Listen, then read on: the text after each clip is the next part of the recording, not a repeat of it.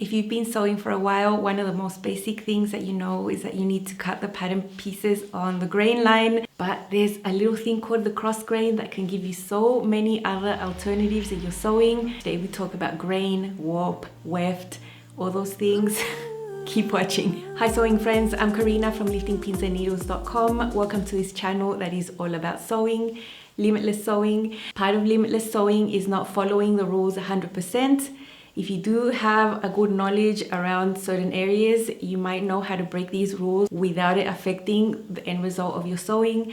And sometimes breaking the rules is to your advantage and can give you really striking pieces and just make you look at fabric in another way that you might not have considered. What I'm talking about is cutting your pieces on the grain. So I will talk about this topic mainly around woven fabrics. You know, knit fabrics don't have a grain. We'll talk about that in a little bit. In all of your woven patterns, you will see that on a front piece, on a back, on a sleeve, you will have an arrow going up and down, and that is the grain line. That is how you would place your pattern piece on the fabric in order to cut this out properly. When you look at a piece of woven fabric and you pull it in different directions, it will behave differently. And the reason why most garments are meant to be cut on the grain line is because on the grain line, threads are stronger and the garment will drape better. But the difference between the cross grain when you look at a garment is not that noticeable. And I'd like to discuss something about fabrics as such, the warp, the weft, the grain, all those things. And I have a tool that I'm going to share with you that is going to make this super easy to understand, easier than if I just show you a piece of fabric. Because when we see a piece of fabric, we can't really see how it's woven there. We'd have to get a magnifying glass to actually see it. One thing that's helped me in the past was to actually weave a blanket on a loom. And it's the same concept, you know, you're weaving a blanket on a loom, you're going to get this loosely woven blanket. But the way that that's made is very similar to how fabric is made in a huge scale with tiny, tiny threads instead of thicker wool. But it will really help you see what this is all about. My mother has a loom in her home, and the last time I was able to go to Chile, I made this blanket. It's very pretty, it's got pink and brown tones, and it's got these little flecks here on the side. This is cleanly finished on the edges. If you think of this as fabric, clean finished edges would be the selvage of the fabric.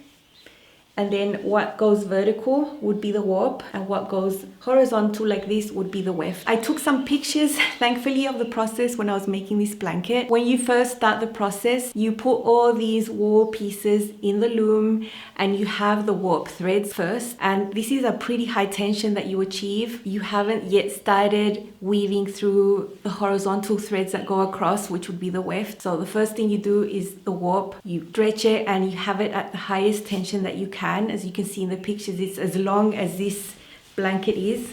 My mom's loom is quite big. You can find looms that are smaller, but you can see that those threads of wool are very long and very tight. And this would be the warp of the fabric. So when you see my woolly blanket, you see the selvage edges, the clean finished edges. Pretend this is fabric.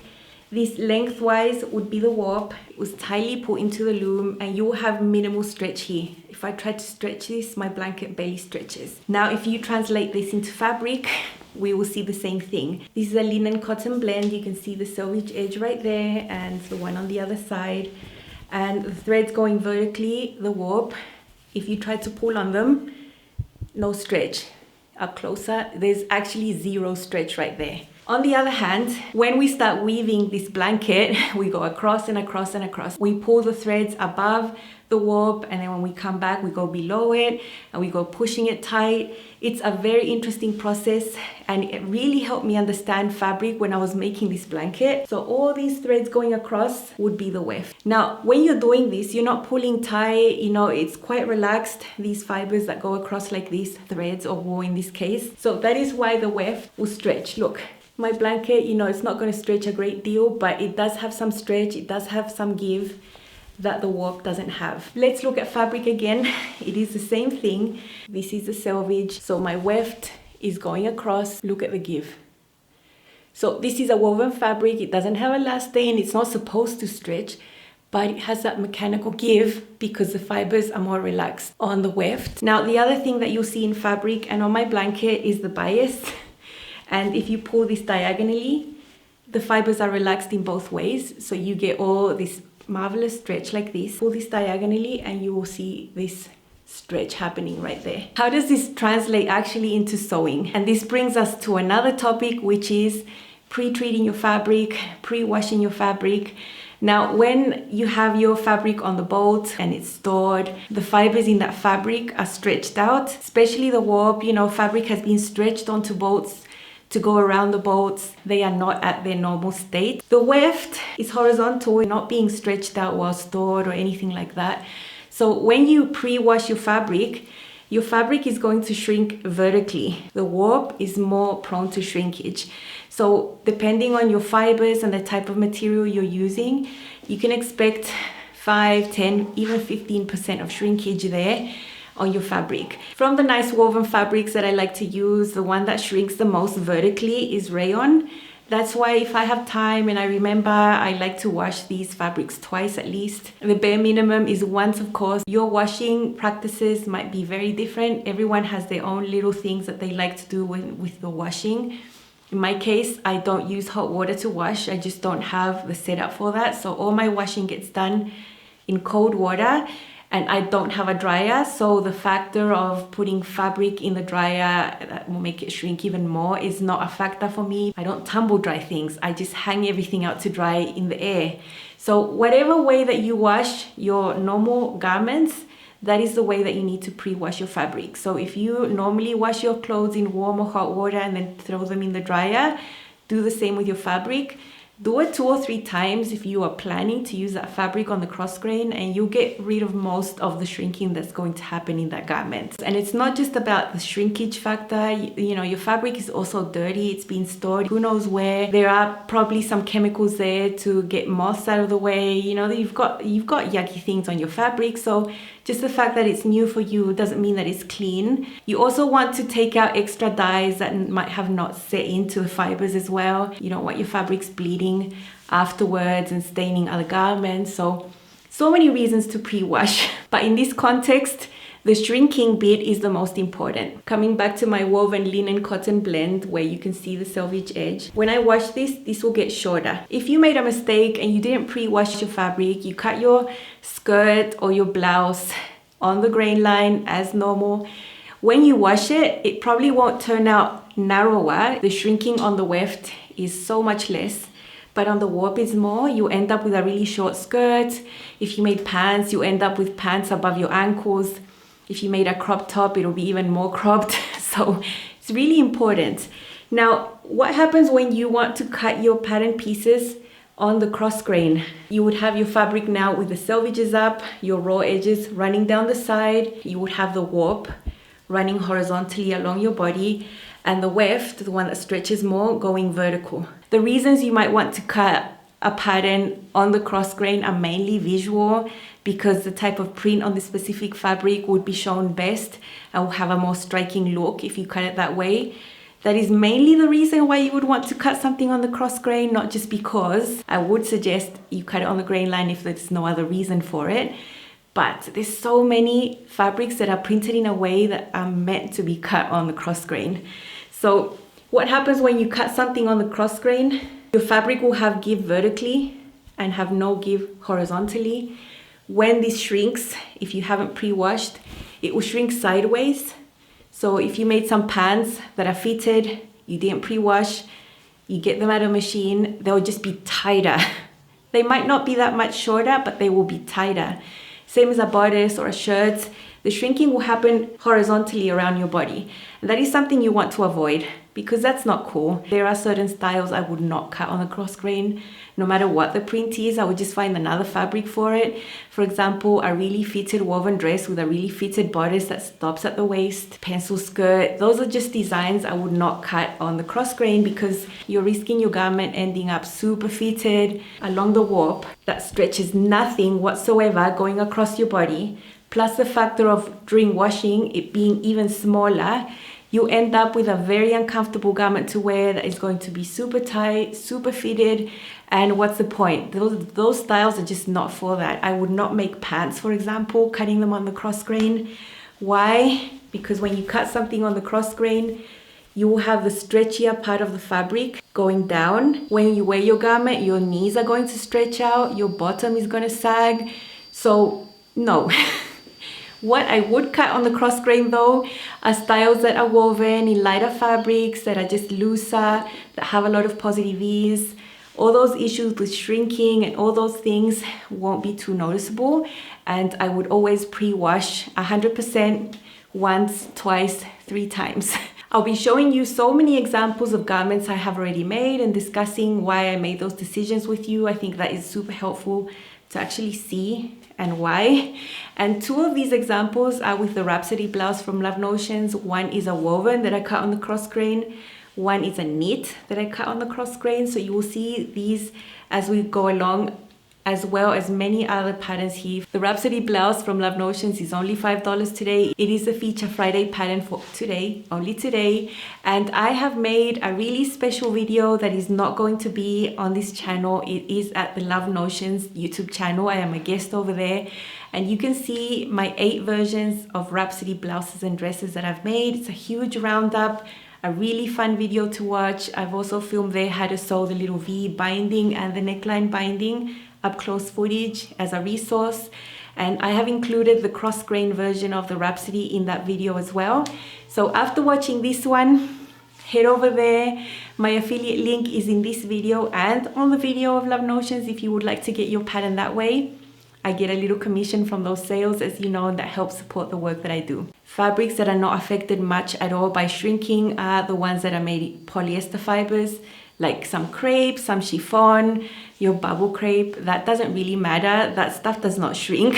So if you want to cut on the grain or the cross grain for visual reasons, you don't really need to worry much about that at all. But when you're working with linen, cotton, even rayon has some natural component in there, you do really need to consider this before deciding to cut something on the cross grain just because it's prettier.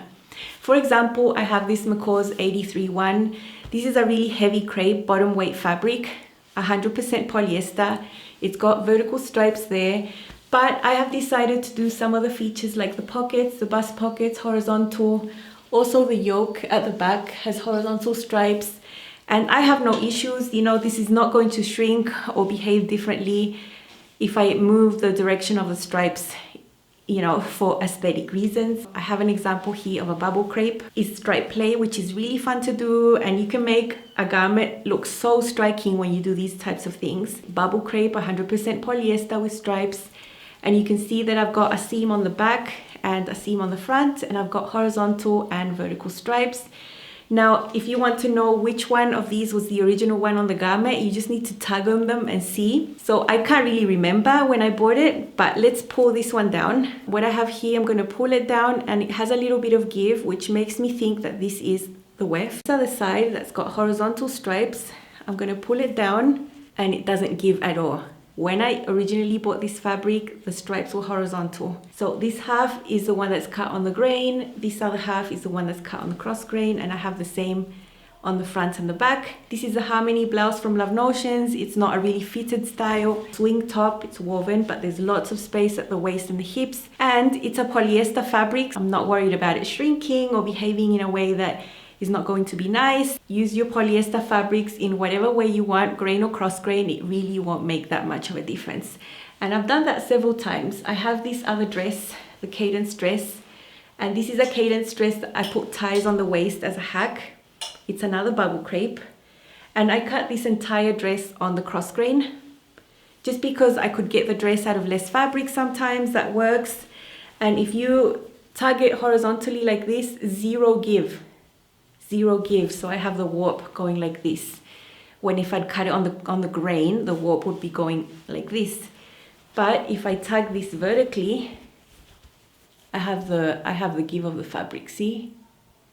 So when you cut on the cross grain, the weft is the one going up and down. But as I mentioned, these fabrics won't be affected, so go ahead and have a lot of fun with these. The Rhapsody blouse has got to be one of my most favorite woven patterns. There's no tightness around the design anywhere. There's nice positive ease at the bust, the waist and the hips. Very flowy, designed to be made with lightweight woven fabrics, and rayon is super perfect for it. And I had this fabric that I'm going to show you how it looks. This is how my fabric looks if it was to be cut with a regular grain line. I have both selvage edges here and the fold over there, and you can see that on one side it's got this lighter white print, then it goes off to navy blue with some white details there. I'm going to be folding the fabric in the opposite direction, and all my pieces will be cut on the cross grain. I have already pre-washed this 3 times. I'm going to place my pattern pieces in this direction, so this will be my new grain, only it's the cross grain, and I'll have these wider details on the top part, the neckline, going off to this navy at the waist and the hips. It's a look I really wanted to sew. And at the bottom here, I'll have the white areas again, and I'm hoping to get the top part of the sleeves with the white areas and the bottom parts of the sleeve on the navy. Sometimes a border print like this just begs to be turned around to the cross grain. I have already cut my front piece here. It's on the fold. You can see that the top part of this pattern will have all this white design here on the top. I aim to cut my bias binding for the neckline from the blue section so that I can have that contrast binding there on the neckline. I think that's going to look cute. The sleeve cap will be on the white area coming down to the hem there, so that this wider area matches those lighter area armholes that I have going on in this section. So that's my plan, all cut on the cross grain. Taking a little while longer just to get everything to match, but I'm very excited to see how it'll work out.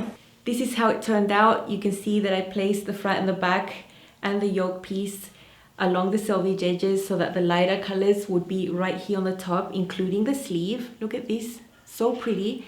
And then towards the middle of the fabric, I have the navy with this 3/4 length bishop sleeve with a cuff, and then from below the bust to the waist and the hips, I have this navy area. Also, these geometric print type of details are vertical, which is how I wanted them. Had I cut this on the actual grain line, it would have made absolutely no sense to have part of the garment be one lighter color, another darker. It just was a fabric that made absolutely no sense to cut it on the grain line. And I knew that when I bought it, I saw it and I knew exactly what I was going to do with it. I always knew whatever top I made with it was going to have this light detail here and the darker details there. It's just another way you can make a top that you've already made before maybe, but just make it so different and so striking. Love that. So pretty. Here you can see my latest one out in the garden. I love everything about this pattern. The only fitting adjustments I make to the Rhapsody blouse is add length between the bust and the waist. I add about 1.5 inches, and that's just to account for my height difference. I am taller than what the pattern is drafted for by 3 inches, and that's how I get the hem to be the length that I want it to be, and the waist notches that you see on the side seems to be at my waist. So very lovely, so floaty, so nice to wear. I know I'm going to enjoy this project so much. You can see up close the little V and how beautiful it looks with that binding. You can wear it open and just let those ties hang, or tie it up, touch a fray check at the bottom of those bias binding ties before I tied it up in a little knot. That will keep them safe. You can see the box pleat at the back looks so pretty. Very proud of this make. Ecstatic actually with the results in this border print.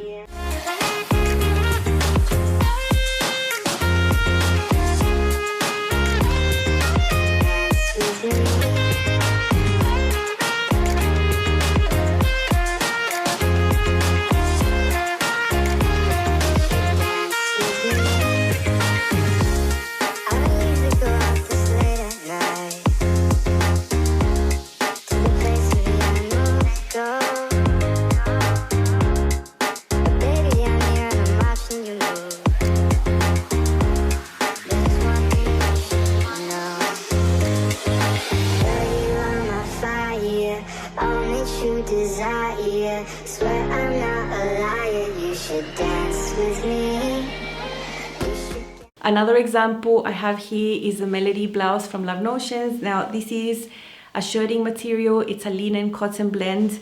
It's so nice. It's mainly cotton with some linen in here, and you can see the stripe play as well. Added extra seams. Now, if I was really concerned and worried that no, I'm not allowed to cut on the cross grain, it has to be on the grain line, I wouldn't be able to make striking pieces like this. And all the precautions I really needed to have for this one was just to pre-wash it 3 times. No worries, I serged the edges that are raw to protect the fabric. I made a similar one like this in the past, and my mum took it from me. Well, I gifted it to her and I made another one to replace it.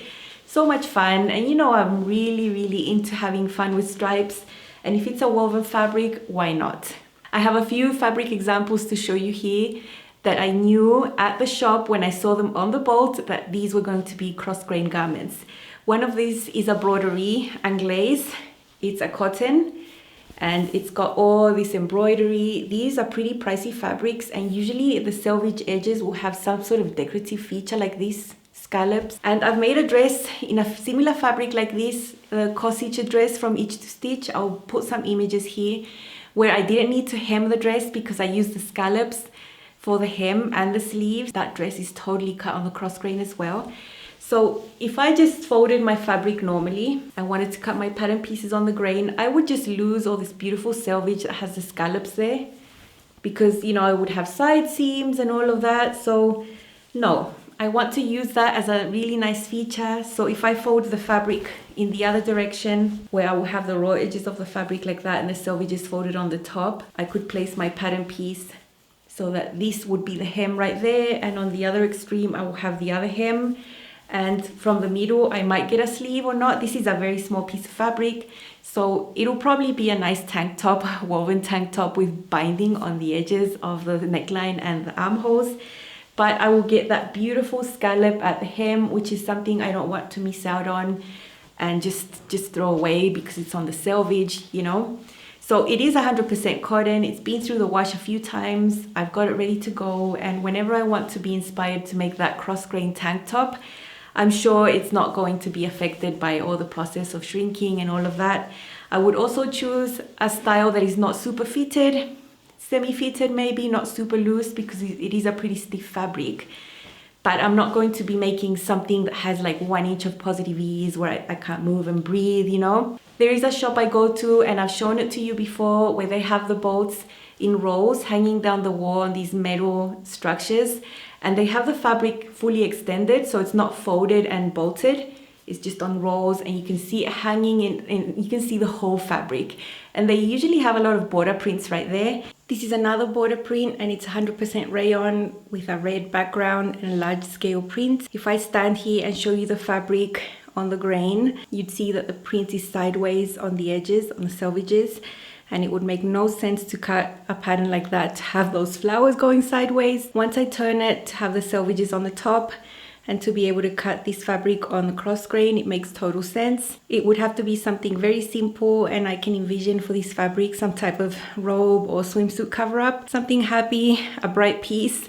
And I actively look for fabrics like this. I think they're so striking, and it makes sewing much more fun. I tried to show you this print on the chair sitting down, but I can't really show you the whole extent of it. So I'm standing now showing you how the fabric would be if you wanted to cut it on the grain. It makes no sense to me to cut it like that. Those middle sections with that print and those horizontal stripes are just not what I like, and cutting out a pattern placed like that would be very difficult for it to make sense. Once I turn it, have the selvages on the top, and to be able to cut on the cross grain makes much more sense to me. I have that large printed area on the center of this fabric with vertical stripes, which is what I like, and on the edges of the selvage I have a horizontal beige stripe that would look very pretty on a hem of something. Now, what about knit fabric? Can you cut it the other way? Depends on the type of knit fabric.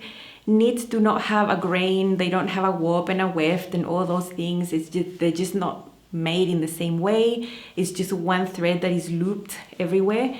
So it's not that you have a grain, but you still need to cut your fabric straight, because or else your garments are going to end up twisting. You can't put them diagonally or think it doesn't matter on a knit. You know, if you've bought ready to wear knit garments that have side seams that are coming to the front of you, or just after you give them the first wash they're totally twisted, you know what I mean.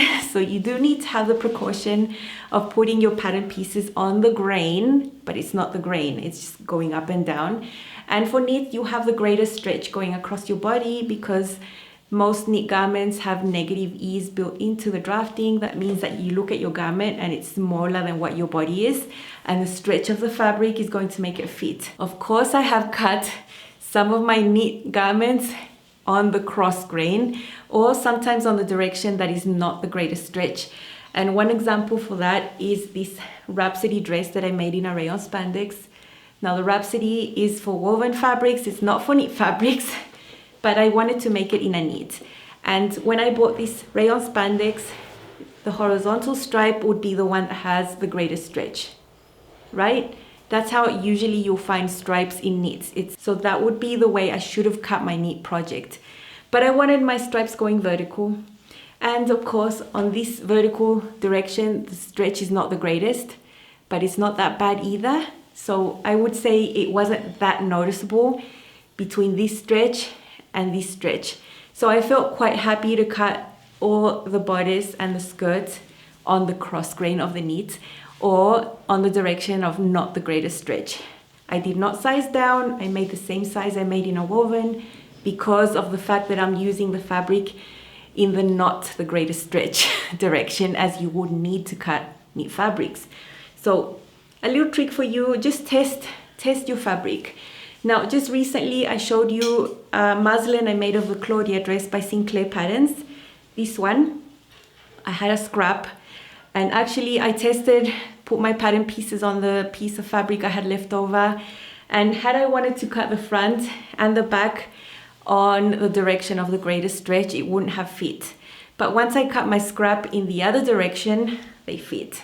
So basically I have a front and a back right here that I cut not on the greatest stretch, on the cross grain of the knit. I'm doing this because it's not a cross grain, but you get the point. I did test the fabric first. Look, this is a stretch of the cross grain. This is a stretch of the grain. They are the same. They're the same. So I felt, you know what? I'll just cut it in the way that is going to make my pattern pieces fit. When I wear it, it's fitted like a normal knit bodice would that has 3 inches of negative ease. I don't feel it's different in any way, shape or form. So it's all about the type of knit fabric. Now I have another one here to show you where you just can't cut on the cross grain. And it was quite disappointing actually. I got this Ponte Roma from Minerva a couple of years ago. It was such a beautiful border print, the way that the fabric was printed. It had all this type of stripe detail on the selvages. It was just so beautiful. When you look at a fabric online, you can't really touch it or stretch it or test it or anything. But look at this. This is a fabric I had to cut with the greatest stretch going across, because the horizontal stretch of this Ponte Roma is like this, appropriate for a fitted dress, you know, designed for knits. But the vertical stretch was nothing. I mean, it's probably 10% vertical stretch and 50 or 60 horizontal. So there was no way I could have just cut it in the other direction to make the most of this print. So it was really hard to work out how to cut these pieces. I have one side of the dress darker, the other side is lighter. You can see it makes absolutely no sense. It's also a very pretty dress and a very different dress, but it's one that I could not cut it the other way across. You see this with some athletic knits as well. There is a clear difference between the horizontal stretch and the vertical stretch. I would not be twisting the fabrics around if that was the case. But if the stretch is quite similar both ways, I would not hesitate to cut it the other direction. So just be adventurous, test your fabrics, think about your projects. I'm sure you could get such striking garments if you just don't stick to the rule of cutting everything on the grain and cutting your knit projects like they should. You know, maybe you can cut them the other way around. So I'm here to give you these examples. I hope this gives you more ideas and opens your horizons to more ways you can sew and make your garments as unique as you are and different to all the other garments other people are wearing in the streets and around you. Thank you so much for watching, and I'll see you again very soon. Bye.